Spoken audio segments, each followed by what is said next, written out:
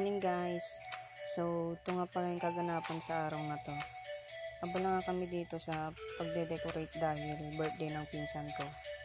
At dito naman guys, sa Gedli, dito si ate naglilinis. So, ito na guys, tapos na kami sa pagde-decorate.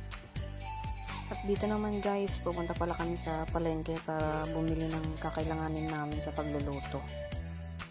Ito nga pala yung pinsan ko guys, ang mag-birthday ngayon.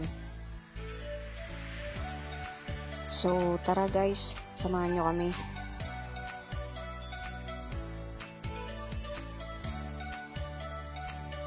At dito nga pala guys, dito na kami sa palengke. At bago nga kami pumasok guys, ito, ipapark muna yung pinsan ko ang kanyang motor.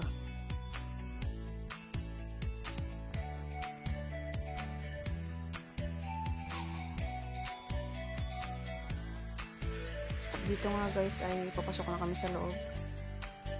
Ito pala yung pinsan ko may sinasabi, hindi ko naiintindihan. Tara guys, samahan nyo kami.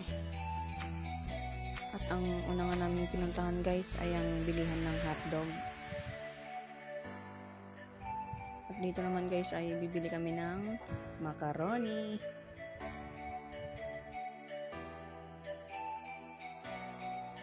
At nang makabili na kami guys, dito naman kami sa bilihan ng mga manok dahil bibili kami ng Adidas.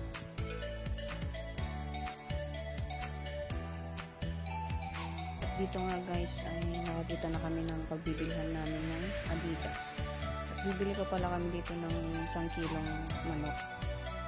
At dito naman guys kay kuya, tinatanggalan na ng kuko ang nabili naming Adidas. At ito na guys ang nabili namin. Sunod naman guys ay dito sa bilihan ng gulay dahil bibili kami ng pansahog ni ate sa lutuin niyang sopas. At babayaran na nga ng pinsan ko yung nabili namin gulay. At ito na guys ang nabili namin.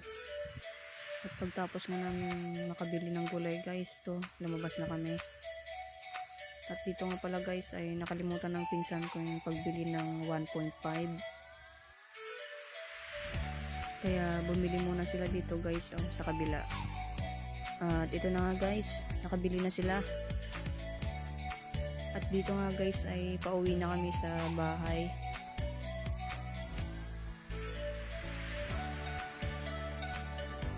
At pagkarating na namin sa bahay guys ay ito, naghiwa na kami ng kakailanganin ni ate sa pagluluto.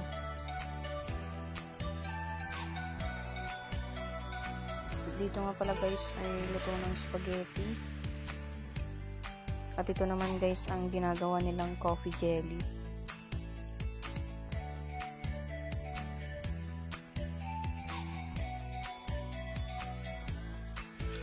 Dito na nga guys, si Ate Joy nagluto ng sopas. Si Ate Kapa naman ay abalan sa pagsasaing.